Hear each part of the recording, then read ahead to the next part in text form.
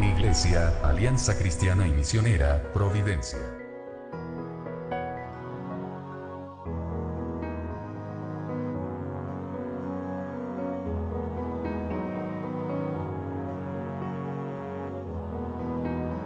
Les esperamos en Avenida General Bustamante 60, Providencia.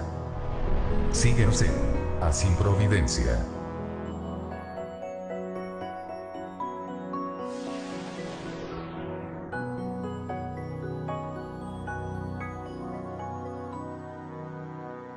La parábola de la higuera estéril es como se titula en mi Biblia. En su Biblia puede tener otro subtítulo. La versión de la Reina Valera del 60 que yo tengo se subtitula de esa manera. Pero para entender toda parábola es necesario conocer el origen, la causa por la cual Jesús enseña determinada parábola. En este caso también la parábola que Jesús va a compartir, va a entregar, responde a un diálogo, a una conversación previa que se ha generado. Y por favor, para poder entender un poco más la parábola y qué es lo que Jesús va a enseñar a través de estos 4 versos, le invito a ver Lucas capítulo 13, versos 1 al 5. Esta conversación, este diálogo que se genera con Jesús es lo que va a dar origen a la parábola y es la causa de la enseñanza que Jesús va a entregar. En este mismo tiempo estaban allí algunos que le contaban acerca de los galileos cuya sangre Pilato había mezclado con los sacrificios de ellos. Respondiendo Jesús les dijo: ¿pensáis que estos galileos, porque padecieron tales cosas, eran más pecadores que todos los galileos? Os digo, no. Antes, si no os arrepentís, todos pereceréis igualmente. O aquellos 18 sobre los cuales cayó la torre de Siloé y los mató, ¿pensáis que eran más culpables que todos los hombres que habitan en Jerusalén? Os digo, no. Antes, si no os arrepentís, todos pereceréis igualmente. Jesús está enseñando por lo que describe Lucas. Y en algún momento, dice la Reina Valera, en ese mismo tiempo, llegaron unos hombres que comenzaron a comentar con él una noticia que era bien conocida por todos en aquella época. Y la noticia, como estamos acostumbrados también nosotros cuando encendemos el televisor, ¿cierto?, en la tarde, eran malas noticias. Había ocurrido en Jerusalén un hecho horroroso, una matanza sangrienta, cruel a manos de Pilato. Ocurrió que en un momento había ciertos galileos presentando sus sacrificios, sus ofrendas, como estaba establecido, ¿cierto?, en el templo. Y en ese mismo momento en que ellos presentaban sus ofrendas y sacrificios, Pilato ordenó matarlos, masacrarlos. A eso se refiere el verso 1 cuando la Reina Valera traduce con le contaban acerca de los galileos cuya sangre Pilato había mezclado con los sacrificios de ellos. A eso se debe eso de que mezcló la sangre con los sacrificios de ellos. Es este hecho que había ocurrido. Es como si lo trajéramos en términos más actuales, para los que son de iglesia, es como que la masacre por parte de la autoridad hubiese ocurrido mientras tomaban la cena del Señor, por ejemplo. Entonces, mientras ellos estaban en un tiempo de comunión, de presentar sus sacrificios y sus ofrendas, la sangre de las víctimas de los animalitos se mezcló también con la sangre de ellos. Fueron asesinados, masacrados en el acto. Pilato se caracterizaba por ser cruel. La historia nos dice que es así. Pero más importante que la noticia es lo que hay detrás de la noticia, la forma de pensar de estos judíos, que no deja de ser distinta a la forma en que muchas veces hoy día se piensa, incluso dentro del cristianismo. Y es esta idea de que una situación difícil, una situación adversa, un sufrimiento, un accidente, una enfermedad, es consecuencia o le ocurre a gente que es más mala que otra. Esto estaba en la mente de los judíos. Si alguien sufre, si alguien padece, si alguien tiene un accidente terrible, una enfermedad o sufre algún padecimiento determinado, es consecuencia de que esa persona algo malo ha hecho. Y Jesús deja al descubierto esta forma de pensar dentro de los judíos de aquella época, cuando les responde, verso 2, ¿ustedes piensan que esos galileos, porque padecieron de esa manera, eran más pecadores que todos los demás? La respuesta es sí, ellos piensan eso. Piensan que aquellos que sufren, que padecen, sufren y padecen precisamente porque algo malo han hecho. Es como la retribución que merecen. Si hay algo negativo, algo malo que sucede en la vida, es la retribución producto de algo malo que han hecho. Son más malos que los demás. Eso es lo que está en la mente de estos judíos. Y Jesús les responde en el verso 3, yo les digo que no. No son más malos. Jesús no explica por qué suceden este tipo de catástrofes, este tipo de situaciones difíciles, crueles, difíciles de explicar. Hoy día estamos llenos de situaciones difíciles y Jesús no ofrece ninguna explicación. Lo que sí le dejan claro a estos judíos es que no es que estos sean más malos que otros, no es que estos sean más culpables que otros, y por eso les sobrevino esta desgracia. Y Jesús, para reafirmar su enseñanza, dice, él hace referencia a otra noticia, a otra mala noticia que todos conocían en aquella época también, verso 4, o aquellos 18 hombres sobre los cuales cayó la torre de Siloé y los mató, ¿ustedes piensan que eran más culpables delante de Dios que todos los hombres de Jerusalén? Jesús hace referencia a otra noticia, a otro hecho que ocurrió. En algún momento, por alguna situación, había 18 hombres sobre los cuales cayó la torre, una torre que había en Siloé. Un terremoto, estaban construyendo, la Biblia no dice, pero cayó sobre ellos y los aplastó, y ese accidente terminó con ellos, con sus vidas de manera trágica.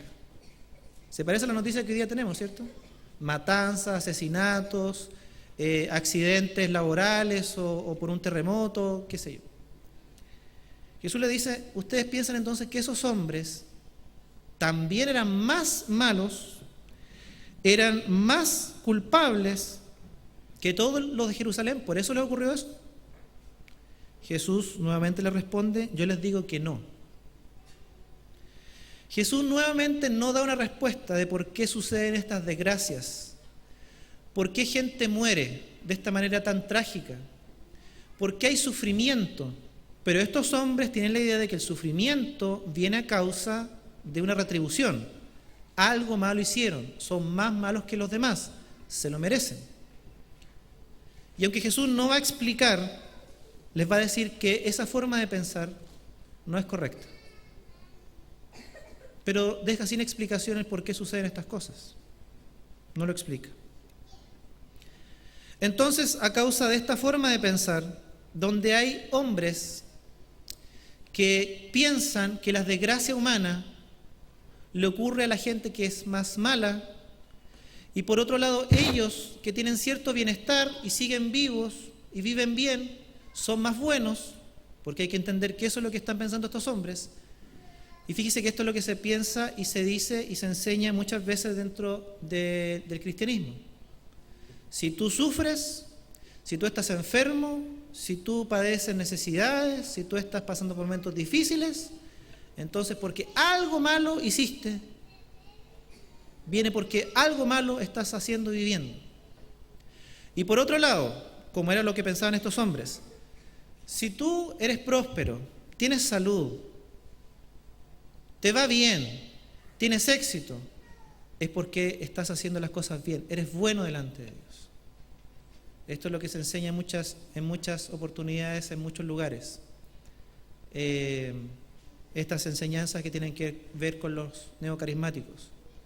Jesús está diciendo no es así. No hay explicación. Pero no es que estos sean más malos que otros.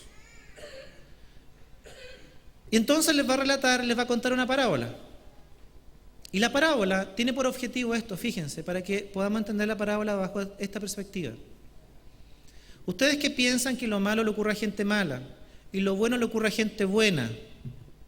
Ustedes que dicen que estas desgracias y estas muertes trágicas poco más se lo tenían merecido, y la pregunta no es, o no hay que fijarse en aquellas desgracias, en aquellos que murieron de esta manera. Jesús no da la explicación. Jesús coloca la atención en los que están vivos todavía. Les digo que no es como ustedes piensan. No es que esto es retribución porque ellos hicieron algo malo, más malo que los demás. Ocurrió. Pero antes de pensar en ellos, Jesús les va a decir, mire, piensen en ustedes que están vivos. Eso es lo realmente importante. Y allí va a venir la parábola. Para ellos, para los que están vivos, no como una explicación de por qué suceden cosas malas y trágicas y desgracias como la que estas noticias comentaban. Jesús va a pretender, lo que busca es que aquellos que todavía viven, por ejemplo, estos que están conversando con Jesús, entiendan una verdad. Y aquí va. Les cuenta la parábola. Dijo también esta parábola: tenía un hombre una higuera plantada en su viña y vino a buscar fruto en ella y no lo halló. Y dijo al viñador: he aquí, hace 3 años que vengo a buscar fruto en esta higuera y no lo hallo, córtala. ¿Para qué inutiliza también la tierra? La higuera, en aquella época, junto con el olivo, eran árboles muy, pero muy productivos. Los que conocen un poco la higuera da mucho fruto, cargadito. Teníamos la imagen de una higuera en el primer culto. Y da por lo general 2 clases de frutos, ¿cierto? Da unas primero que son las brevas y después una segunda producción que son los higos. Y las ramas llegan a estar cargadísimas de higos, de fruta, al punto de que se caen, se doblan. Es un árbol muy productivo junto con el olivo, sobre todo en la zona del Medio Oriente. Así es que la higuera era un árbol muy preciado. Pero aquí nos encontramos con un árbol que tiene abundante follaje. Tenía muchos años este árbol, porque el pasaje dice que este hombre, el dueño de la higuera, vino a buscar fruto de la higuera, quería comer de la higuera. Para comer de la higuera, según Deuteronomio, según Levítico, tenían que pasar por lo menos 4 años.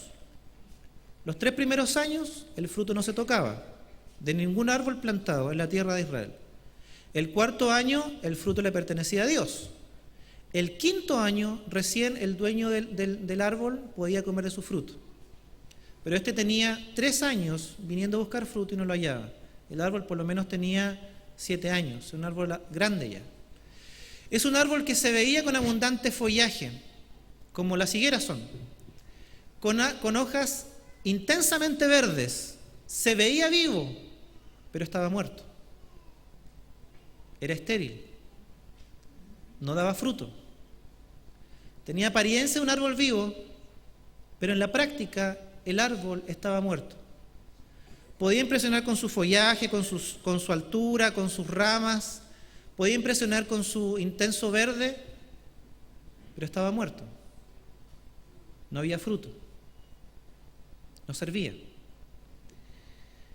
Y aunque estaba prohibido cortar árboles frutales, según la ley, según lo que Dios había establecido para su pueblo que estaba en la tierra, en caso de árboles improductivos, infértiles, estériles, había que cortar. Era obvio, estaban ocupando lugar que otro árbol podía estar ocupando y estar rindiendo fruto. Y esto es lo que hace el viñador. Dice: el señor de la viña. Dice: he aquí, verso 7, hace 3 años que vengo a buscar fruto en esta higuera y no lo hallo. Córtala. ¿Para quién utiliza también la tierra?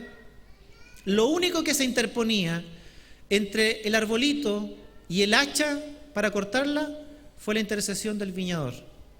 El viñador le dijo a su señor: déjala todavía este año, verso 8, hasta que yo cabe alrededor de ella y la abone.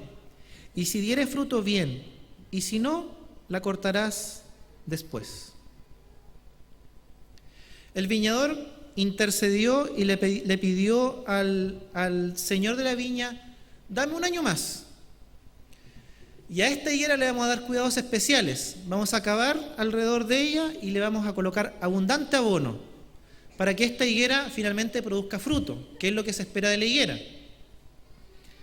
Esto también se acostumbraba, pero era la última oportunidad de la higuera, por causa de la intercesión del viñador. Si da fruto, bien, vamos a conseguir que el árbol, con todos los cuidados especiales, finalmente dé el fruto que el Señor espera, el Señor de la viña. Si no, ya decidiste lo que ibas a hacer con la viña en caso de que no diera fruto. La cortarás después. La parábola, queridos amigos, hermanos, en primer lugar está referida al pueblo de Israel. En el libro de Joel, la higuera es símbolo del pueblo de Israel. La parábola dice que este señor de la viña había venido por 3 años a buscar fruto en esta viña, pero no lo hallaba. Jesús, en su ministerio terrenal, estuvo 3 años en medio del pueblo de Israel, buscando y llamando al arrepentimiento. Acuérdese el verso 1 al verso 5. El llamado de Jesús es al arrepentimiento, si no perecerán. Por lo tanto, el fruto del que habla la higuera es símbolo de arrepentimiento, fruto que muestre arrepentimiento, si lo aplicamos a la vida de Israel. Jesús estuvo 3 años buscando frutos de arrepentimiento en medio de su pueblo y no lo halló. Predicaba el evangelio del reino, el reino de Dios acercado, arrepiéntanse. Ese era el llamado de Jesucristo. En Juan capítulo 3, Juan el Bautista dice que su llamado también era el mismo a los religiosos de la época, que dieran fruto digno de arrepentimiento, o hagan fruto, dice la Reina Valera. Muestren que hay arrepentimiento en ustedes, muestren que se han vuelto a Dios. No es suficiente con decir, tienen que evidenciarlo. Jesús ha estado 3 años en medio del pueblo de Israel buscando frutos en esta nación de arrepentimiento, una nación que se vuelva a Dios, al Dios verdadero, y no lo ha hallado, no lo halló. Pero Él mismo intercede, Él mismo va a preparar la tierra, va a dar un cuidado muy especial, va a cavar alrededor de ella y la va a abonar. Le va a dar un cuidado tremendamente especial, y ese cuidado tremendamente especial para que su pueblo finalmente diera luces de arrepentimiento era dar su propia sangre, su propia vida en la cruz, con la finalidad de que el pueblo, Israel, se volviera a Él. Dice la Escritura que Él sería levantado para que se volvieran a Él. Sería levantado en la cruz, daría su vida, daría su sangre, para que el pueblo finalmente se arrepintiera y se volviera de sus pecados a Él. Bueno, la historia nos dice que 30 y tantos años después, Jerusalén fue destruida completamente por los romanos. Pero lo que se aplica a Israel, queridos amigos, amigas, se aplica también a nuestras vidas. Y es tremendamente importante poder aplicarlo también a nuestras vidas. Si volvemos a los versículos anteriores, a la primera parte de la sección que hemos leído, la gente mala o los que sufren calamidades, ¿es porque son más malos que otros? Jesús dijo no. Si no se arrepienten, todos perecerán. Si vamos al pasaje hacemos el paralelo o o el contraste entre los versos 1 al 5 y 6 al 9.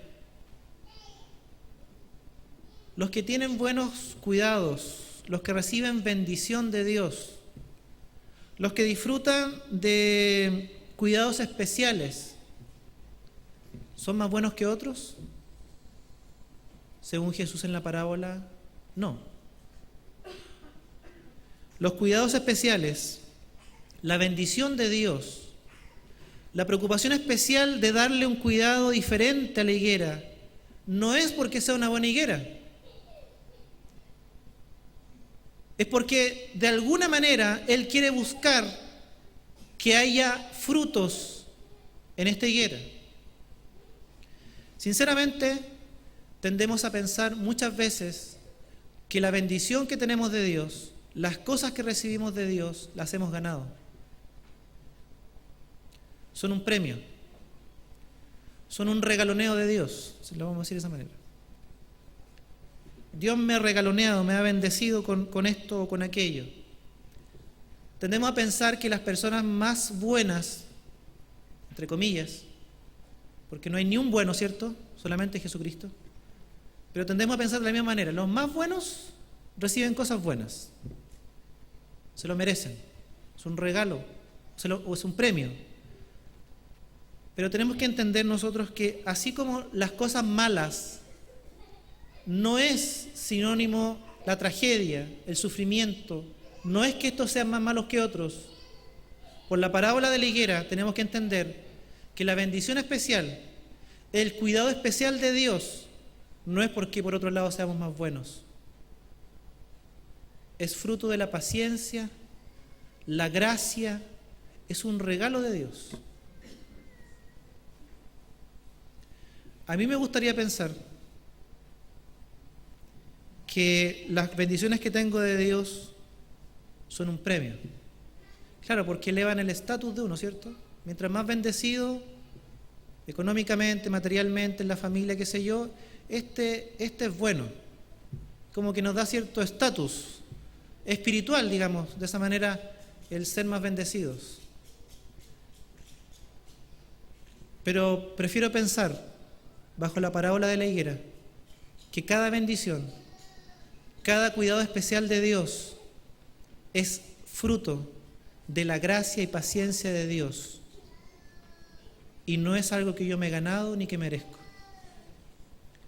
Y el propósito de Dios de bendecirme, de darme cuidados especiales, primero a través de la cruz y con ello todo el resto de las bendiciones que tenemos a nuestra disposición, si hemos creído en Jesucristo, no son un fin en sí mismas. No tienen como objetivo final el que yo disfrute de ellas y me goce de ellas, aunque ciertamente lo hacemos, ¿cierto? Y debemos hacerlo, disfrutarlas. El fin último de toda bendición, de todo cuidado especial de Dios, de todo lo que recibimos de toda buena dádiva y todo don perfecto que viene de nuestro Dios, tiene como finalidad que nuestra vida dé frutos de una vida que se ha vuelto a Dios, de frutos de una vida ahora verdadera, de alguien que tiene ahora vida de verdad.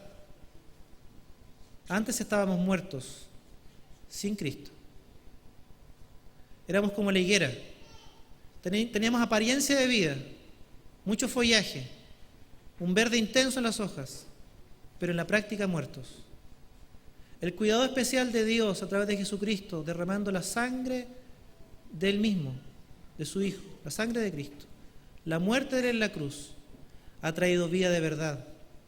Y para todo aquel que recibió el regalo de la salvación, ya no somos árboles estériles, muertos, destinados a ser cortados.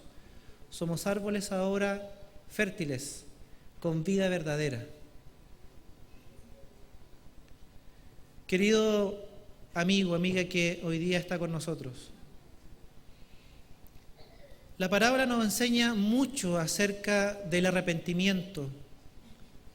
Y una de las cosas que nos habla acerca del arrepentimiento es que no sabemos cuántos días ni cuánto tiempo tenemos en este mundo. Lo que nos enseña también a través de la parábola es que cada día que se nos da, Cada día que podemos vivir, querido amigo, amiga, es un día para volvernos a Dios y arrepentirnos. Eso es lo que Jesús ha dicho en el verso 1 al 5, y eso es lo que está tratando de mostrar en los versos con la parábola. Pedro dice que el Señor es paciente y espera que todos procedan al arrepentimiento, todos se vuelvan a Él, porque no quiere que nadie se pierda. Cada día de vida de la higuera, cada día de vida que nosotros tenemos, amigo, amiga, es un día más para ver la misericordia de Dios, la paciencia de Dios y dar fruto de arrepentimiento. Por otro lado, si usted ya conoce al Señor, si es un hijo o una hija de Dios por tiempo, cada cuidado de Dios, cada bendición de Dios, cada cosa que Dios nos regala cada día, cada buena dádiva, cada don perfecto que viene de nuestro Padre Celestial, no es un premio, no es un galardón, no es una condenación, no es algo que exhibir frente a los demás, como que fuéramos mejores espiritualmente. Exactamente igual como con la higuera, es un cuidado de Dios, con la finalidad de que con aquello que Él nos bendice, nos da, demos fruto, que manifieste una vida que está cerca de Él, una vida que se ha vuelto a Él en arrepentimiento, una vida que vive ahora según su palabra, según su voluntad. El arrepentimiento del que habla la Biblia constantemente tiene que ver con un arrepentimiento, una vuelta a Dios, un dejar mi vida sin Dios, que es una vida infructuosa, estéril, con señales de vida, pero finalmente para Dios muerta, y volverme a Dios para encontrar en Él una vida verdadera, una vida abundante, una vida que sí tiene un futuro promisorio y un destino eterno, pero una vida que solamente Él puede dar a través de sus cuidados especiales por la higuera o por la humanidad. Y esos cuidados especiales han sido la vida y la sangre de Jesucristo, para que por medio de Él podamos arrepentirnos y volvernos a Dios. Yo no sé su condición, usted puede ser hijo de Dios por años, pero el llamado de la parábola es a considerar cada bendición, cada cuidado especial de Dios, no como un fin, sino como un medio para rendir fruto a Dios, para manifestar a otros, al mundo, a aquellos que le rodean, de que usted tiene nueva vida. Son un cuidado especial de Dios para eso, para que se manifieste en nosotros la vida nueva que nos ha regalado. Muchos pasan el tiempo asistiendo a las iglesias. Yo asistí muchos años a la iglesia desde pequeño, desde los 5 años. Muchos han heredado la fe de sus padres. En nuestras iglesias es común que tengamos a adolescentes y a jóvenes que son segunda o tercera generación de cristianos. Sus papás fueron cristianos o son cristianos, sus abuelos fueron cristianos, por lo tanto heredaron una fe. Son como lo que decimos cristianos de cuna. Nacieron en la iglesia, aunque no es eso, ¿cierto? No nacieron en la iglesia. Pero vivieron desde pequeños en la iglesia. Heredaron una fe. Déjame decirte, joven, juvenil, que tiene que haber un momento en tu vida donde tú debes tener un encuentro con Cristo. Y esa fe debe ser tu fe. Debes volverte a Dios de manera personal. Muchos tal vez nos acompañan por tiempo dentro de nuestros cultos, en nuestra iglesia, en la academia tal vez, o en los eventos especiales que como iglesia siempre estamos haciendo. El llamado del Señor a través de su palabra para ti, que has estado participando por tiempo, es que tomes una decisión y te vuelvas a Dios de todo corazón, porque no sabes si el día de mañana estarás todavía en este mundo. Cada día que despiertas, cada día que vives, dice la Biblia, se renueva la misericordia de Dios, está allí. Dios es paciente, está esperando que te vuelvas a Él de todo corazón, te arrepientas de tu vida sin Él y te vuelvas a una vida con Él, una vida entregándola completamente a Él. Vamos a orar. Le invito a tener un momento de oración. Señor, te damos gracias por tu palabra en esta tarde, Dios. Gracias, Señor, por este diálogo que se generó en algún momento y que es tan propio también de nuestros días. Cuando vemos en las noticias tanta tragedia y nos preguntamos la razón, el por qué. Tú nos das la respuesta en el pasaje. Lo que sí nos dices es que aquellos que sufren desgracia, aflicción, dolor, padecen, no son más culpables que el resto. Tu palabra dice que todos pecamos. No hay ningún justo, ni siquiera uno. Pero el llamado de atención es para nosotros, que estamos vivos, que seguimos en este mundo, y sobre quien se renuevan cada día tu misericordia. Cada día es una oportunidad, según la parábola, de volvernos a ti, para arrepentirnos y entregar todo nuestro corazón a ti. Cada día que tenemos, cada cuidado especial que recibimos de tu mano, Señor, es un llamado a rendir nuestra vida completamente a ti, porque no sabemos si el día de mañana estaremos aquí todavía. Señor, para aquellos que ya somos tus hijos por tiempo, ayúdanos también a aplicar la enseñanza de la parábola a nuestras vidas y entender que las bendiciones, los cuidados especiales que recibimos de ti, toda buena dádiva, todo regalo perfecto que viene de lo alto es precisamente eso, un regalo para nosotros. Es un regalo de tu gracia, es un regalo inmerecido. No es una recompensa, no es que lo merezcamos. Señor, es gracia tuya, es regalo tuyo, Señor. Y que no es un fin en sí mismo, sino que es un medio también para que a través de aquello que recibimos de tu mano, manifestemos una vida que se ha arrepentido, una vida que ahora vive de verdad, que vive la vida nueva que tú nos has dado a través de Jesucristo. Ayúdanos, Señor, a vivir de acuerdo a tu palabra, ya sean los amigos, amigas que hoy día nos acompañan, a entender tu llamado en este día, Señor. Señor, que cada día, cada cuidado, cada bendición, cada cosa que tenemos cada día, Señor, es una muestra de tu amor. Cada día es una muestra de tu paciencia, esperando que nos volvamos a ti. Ayúdanos, Señor, como iglesia, a no, Señor, tener estos criterios que estos hombres en aquella época tenían y que sin duda hoy día siguen estando presentes, incluso dentro del cristianismo. Que entendamos que todo es gracia y que todo es un medio para manifestar al mundo una vida arrepentida, una vida que ahora vive cerca tuyo, que vive una vida de verdad, una vida que ya no es estéril, una vida que ahora es verdadera en ti y solamente en ti, Señor. Gracias por tu palabra. Gracias por cada día que nos regalas. Gracias por cada bendición que nos das. Queremos, Señor, manifestar con todo lo que nos das, todo lo que somos, todo lo que nos provees cada día, que en nosotros hay una vida nueva, una vida abundante, que se condice con alguien que dice haberse arrepentido y haberse vuelto a ti de todo corazón. Gracias, Señor, porque esto lo haces tú y solamente tú, a través de tu bendición, de tus cuidados, y especialmente de toda bendición que ha venido a través de la preciosa obra de Cristo en su muerte y su resurrección por nosotros. Gracias te damos, Señor, en el nombre de Jesús. Amén. Amén. Que el Señor le bendiga durante la semana.